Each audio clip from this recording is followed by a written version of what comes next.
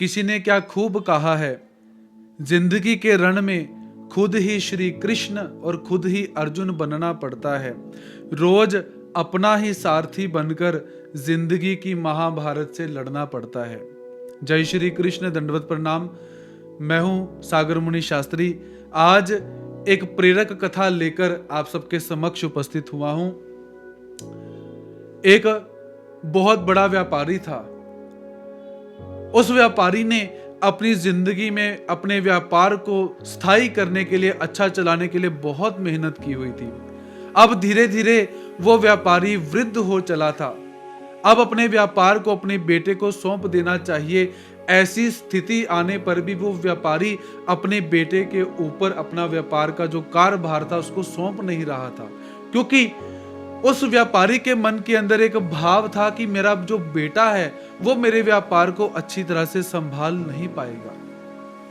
दूसरी तरफ अब बेटा बड़ा हो चुका हुआ था, योग्य हो चुका हुआ था। वो बेटा अपने पिताजी से कहता है कि पिताजी, मैं आपका व्यापार संभालने के लिए योग्य हो चुका हुआ हूं, आप अपना व्यापार का कारभार मुझे सौंप दीजिए, मैं आपके व्यापार को बहुत अच्छी तरह से वहन करूंगा, चलाऊंगा। लेकिन पिता को अपने बेटे के ऊपर विश्वास नहीं था। समय व्यतीत हुआ, पिताजी जो थे उन्हें दिल का दौरा पड़ा और उन्हें हॉस्पिटल ले जाना पड़ा। बेटा अपने पिताजी को हॉस्पिटल लेकर गया, डॉक्टरों ने उनका ट्रीटमेंट करना शुरू कर दिया। अब पिताजी चिंतित थे कि मेरा व्यापार जो है वो कैसे आगे बढ़ेगा। इतने में बेटे ने अपने मित्र को बुलाया कि मेरे पिताजी बीमार हो गए हैं, तू हॉस्पिटल में आ। जो बेटे का मित्र था वो हॉस्पिटल में आया और उसने आकर पूछा कि पिताजी को क्या हुआ। पुत्र ने कहा कि ऐसे ऐसे मेरे पिताजी को दिल का दौरा पड़ा है और वो थोड़ा बीमार हो गए हैं, तो ऐसी ऐसी स्थिति है, चलो आओ थोड़ा घूमने चलते हैं। जब घूमने की बात सुनी तो वो मित्र आश्चर्यचकित हो जाता है कि पिताजी बीमार हैं और ये घूमने के लिए बात करता है। बाहर गए तो बाहर जाकर बेटे ने कहा कि चलो सामने आइसक्रीम वाला खड़ा है, चलो आइसक्रीम खाते हैं। ये दूसरी बात सुनकर मित्र और आश्चर्यचकित हुआ कि कैसा बेटा है, इसे तो पिताजी की चिंता होनी चाहिए, व्यापार की चिंता होनी चाहिए। ये अपनी ही मस्ती में बाहर आता है, अपनी ही मस्ती में आकर आइसक्रीम खाने लगता है। आइसक्रीम खरीदी, आइसक्रीम खाने लगे। इतनी देर में वो मित्र जो था उसने प्रश्न किया कि तुझे चिंता क्यों नहीं हो रही है? तेरे पिताजी बीमार हैं, व्यापार जो है वो खराब होने की कगार पर है, तो तू चिंता क्यों नहीं कर रहा है? पुत्र जो था, बेटा जो था, वो थोड़ा सा मुस्कुराया और मुस्कुराने के बाद उसने अपने दोस्त से कहा, भाई मेरी बात सुन, मैं भगवान श्री कृष्ण महाराज जी का बहुत प्रिय भक्त हूं और मैं भगवान श्री कृष्ण महाराज जी की बातों को अपने जीवन में धारण करके बैठता हूं। सबसे पहली बात भगवान श्री कृष्ण महाराज जी ने अपने श्रीमद् भगवद गीता ग्रंथ में कही है कि तू अपना कर्म कर, फल की इच्छा मत कर।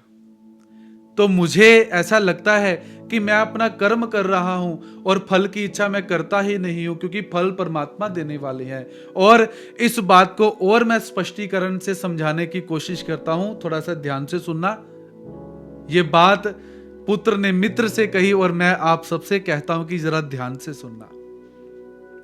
तो वो जो लड़का था अपने मित्र से क्या कहता है कि भगवान श्री कृष्ण महाराज जी की जो मुख्य पटरानी थी रुक्मणी जी, रुक्मणी जी के घर, भगवान श्री कृष्ण महाराज जी के घर पुत्र हुआ जिसका नाम रखा गया प्रद्युम्न। और जब प्रद्युम्न 10 दिन का हो गया तो 10 दिन के प्रद्युम्न का किसी ने हरण कर लिया। माता रुक्मणी चिंतित हो गई कि मेरा जो पुत्र था उसका अपहरण हो गया, कौन ले गया, कैसे ले गया। माता रुक्मणी बहुत चिंतित हुई। तो भगवान श्री कृष्ण महाराज जी कहते हैं कि आप चिंतित मत होइए, जो भी हुआ है उसका कोई ना कोई कारण है। प्रद्युम्न जहां पर भी है बहुत अच्छा है, आप चिंता मत कीजिए। अब मां है, मां को बेटे की, पुत्र की चिंता होना स्वाभाविक बात है, लेकिन सांत्वना देने के लिए भगवान श्री कृष्ण महाराज जी साथ में है। समय बीता, जब प्रद्युम्न 18 साल का हुआ तो 18 साल बाद प्रद्युम्न घर वापस आता है और माता रुक्मणी इतनी प्रसन्न हो जाती हैं कि 18 साल बाद मेरा पुत्र जो है वो वापस आया।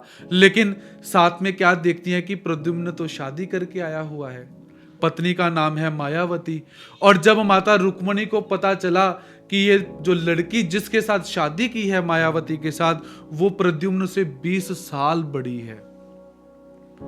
पुत्र मिलने की खुशी तो थी, लेकिन साथ में फिर मन दुखी हो गया कि लड़की की शादी हो गई या लड़की बहुत बड़ी है। माता रुक्मणी भगवान श्री कृष्ण महाराज जी के समक्ष जाकर फिर कहती है कि महाराज, ये क्या विडंबना है, पुत्र आया, पुत्र शादी करके आ गया और 20 साल बड़ी लड़की है, कैसे संभव है, कैसे चलेगा। तो भगवान श्री कृष्ण महाराज जी कहते हैं कि रुक्मणी, इस संसार में जो हो गया है उसे स्वीकार कर लेना चाहिए। तो भगवान श्री कृष्ण महाराज जी ने दूसरी शिक्षा प्रदान की कि संसार में जो हो जाए उसे स्वीकार कर लेना चाहिए।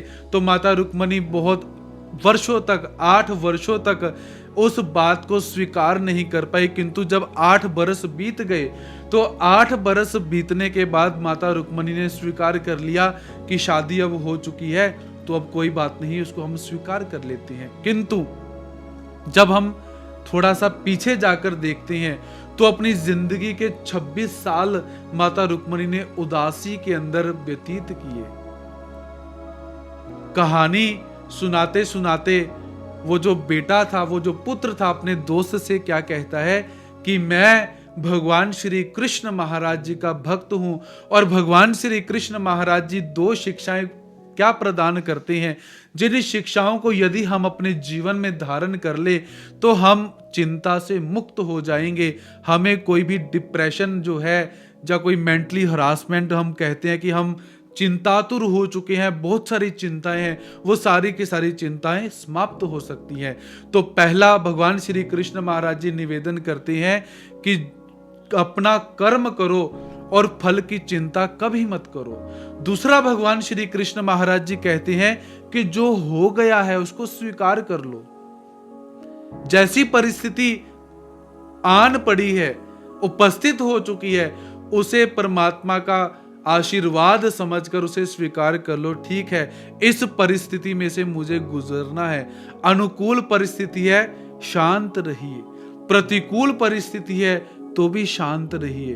और यदि मिक्स अच्छा भी है, बुरा भी है, मन को समझ ही नहीं आ रहा है कि क्या परिस्थिति है, हम उदास हैं कि हम प्रसन्न हैं, ऐसी स्थिति आ जाए तो भी परमात्मा का नाम लेकर शांत रहना चाहिए। क्योंकि चिंता और चिता जो है उसके अंदर केवल एक बिंदी का फर्क है। तो हम यदि अपनी जिंदगी के अंदर प्रभु का चिंतन करेंगे तो हमारी चिंता भी समाप्त हो जाएगी। और चिंता करते करते जब व्यक्ति चिता की तरफ प्रस्थान करता है तो वो भी समाप्त हो जाएगा। तो इसीलिए आज हम अपने जीवन में यही शिक्षा धारण करेंगे कि हम भगवान श्री कृष्ण महाराज जी के भक्त हैं और हम परमात्मा की बातों को अपने जीवन में धारण करके प्रसन्न रहने का प्रयास करेंगे। क्योंकि यदि हम खुद प्रसन्न नहीं रहेंगे तो हम दूसरे को भी प्रसन्न नहीं रख पाएंगे। इसलिए आप सबसे मैं आज पुनः यही निवेदन करता हूं कि हंसते रहिए, मस्त रहिए, स्वयं भी प्रसन्न रहिए, दूसरे को भी प्रसन्न रखिए। इसी के साथ जय श्री कृष्ण, दंडवत प्रणाम।